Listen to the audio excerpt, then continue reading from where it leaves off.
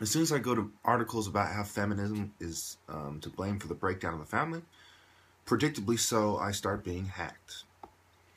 Even the Telegraph.co.uk, an article titled "Feminism Partly to Blame for Family Breakdown," says Diane Abbott. And some of you feminists watching this are like, "Oh, well, she's just a religious freak or something."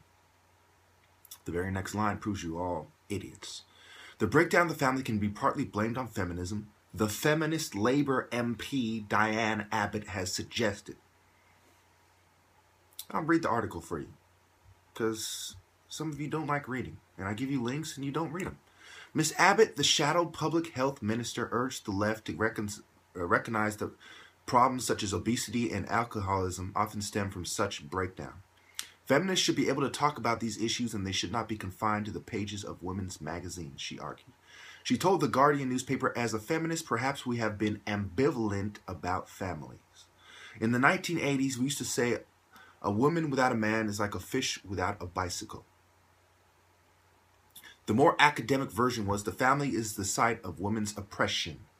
So those of us who came of age at the height of feminism had very mixed views about the family, since it seemed to be defined as a heterosexual thing with a certificate, children and mum at home.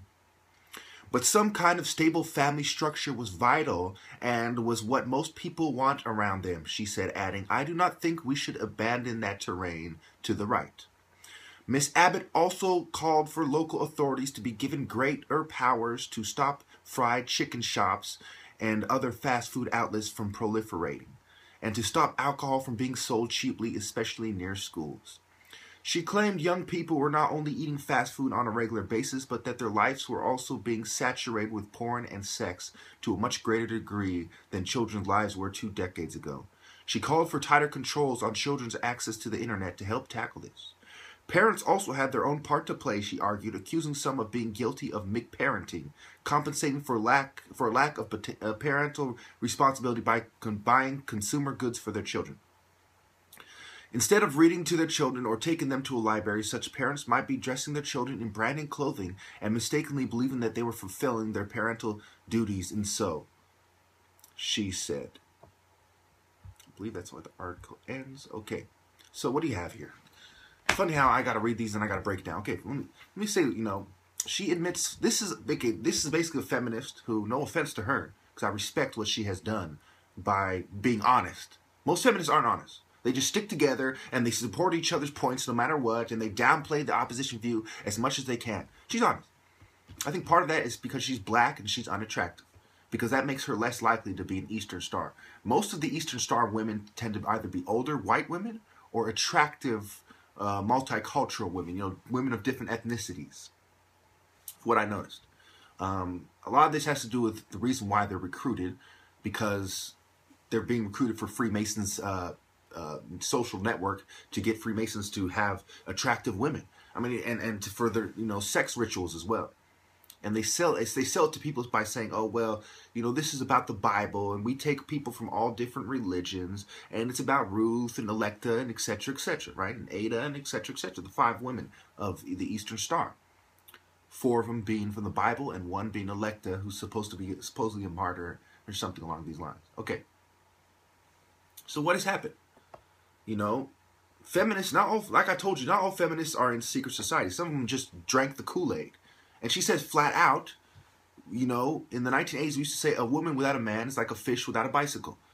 Basically saying that you don't need, and what else? What she said next. The more academic version was, the family is the side of women's oppression. So those of us who came of age at the height of feminism had very mixed views about the family, since it seemed to be defined as a heterosexual thing with certificate, children, and mum at home. So she was saying families oppress women. And that's what feminism came out as.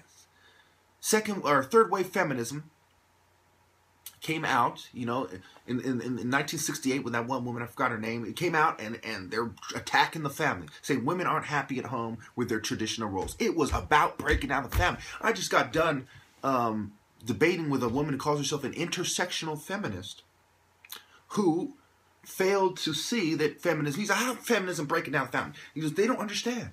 Either they're part of secret societies, or they're so used to doing what the other feminists do, the trendy, let's stick up for feminist views and downplay any harm we might be doing. It is sick. It is sick You understand me? And this is one of the few feminists who probably isn't in the secret society, because she wouldn't be exposing the secret society's plan, most likely, if she was, because she's saying we need to take responsibility for breaking down the family. We're partly to blame.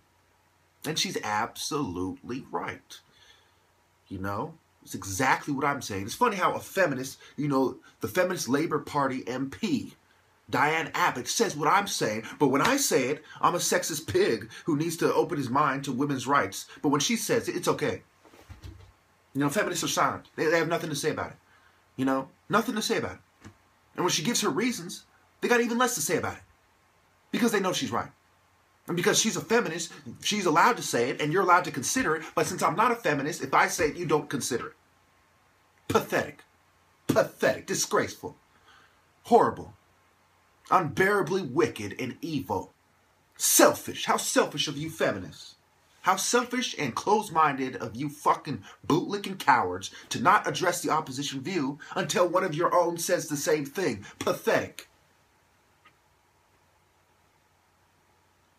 And of course, you know, I brought up this in another article, and when I go to them, I'm being hacked. Right now, I'm being hacked because the article's on. On that note, let me close this article. I'm being hacked. Why? Because when you come to any source that proves them wrong beyond any doubt, they don't want you to have it. They don't want me to read it. They don't want me to link to it. They want to hack, break down, make anybody's life miserable who start going down that path. I assure you, feminism is part of Satanism. Why do they want to break down the family structure? You got to really ask yourself. You know, when a used car salesman says, I'm selling you this Mercedes right here for $1,500. 2010. Okay, let's just say, you know, for the sake of argument, okay? You got to ask yourself, why is he doing that? Don't just listen to what he's saying about it. Truly ask yourself, why is he selling me this? So when feminism is not just selling you, you know, it's selling you more than a car, they're selling you a whole lifestyle, a whole school of thought, which is more damaging than buying the wrong house or the wrong car, because they're selling you a lifestyle and a school of thought. Ask yourself, why are they selling me this? Why are they funded by the Rockefeller Foundation? Why are they promoted by the United Nations? Why did Freemasonry in France and America especially work on behalf of women's interests? It's so funny. It's so funny that I had to go to the Freemasonic handbook for them to admit that feminism was in women's interests. When I saw that in the encyclopedia, they removed it. I couldn't find it again. I read it in one encyclopedia somewhere. I think it was Britannica or something. I'm looking all over for this all the time. I can't find it. They changed it to the social, political, and economic equality of women. Oh, how touching. When the Freemasons admit, oh, this is a woman's interest. We're trying to get women to be selfish, to demand more than they should have, and as a result, break down the family. Because some of the people who know the Bible and the effects of the Bible the best, as much as I hate to say it, are Freemasons. They know the Bible is good for society. They know the Bible makes a strong family structure. They know the Bible makes people successful and breed responsibly. They want to justify killing people, making people breed less responsibly by breaking down the family and saying, look at all these scum who are just, you know, bottom feeders, who are just using up resources. We're running low on water, global warming, etc., etc., etc. You know, unrenewable soil. We're running out of space and all this stuff. Oh, so we got to kill people. And people don't listen to us. You know, even though we control the major parties, people aren't listening to us. So you got to help us soft kill these people. Yeah, you got to help us soft kill these people because people aren't listening to us. Even though we control the two major parties, and any time we want, we can change the whole dynamic of everything. But we're not going to do that because we want to kill people because we're Luciferian satanic scum. You know? And by the time you understand that, well, you're so deep into this that there's no turning back. You made a deal with the devil. Now you're 33rd degree. Now we can tell you what it's really about. But guess what? There's no turning back. Oh, by the way, just like Pike said, by the way, Adonai is not God. Lucifer is God, and he's the one who cares because he wants us to be enlightened with knowledge, and the other God didn't want us to have this knowledge. And we're Freemasons. Know how we told you we hold intellect over superstition? Yeah, that's why Lucifer is our God, and that's why we're going to start killing motherfuckers. Don't you see what the fuck is going on? They bragging about that. Read Albert Pike, Morals and Dogma. Flat out, Lucifer is God. We're killing people. Thanks for signing up.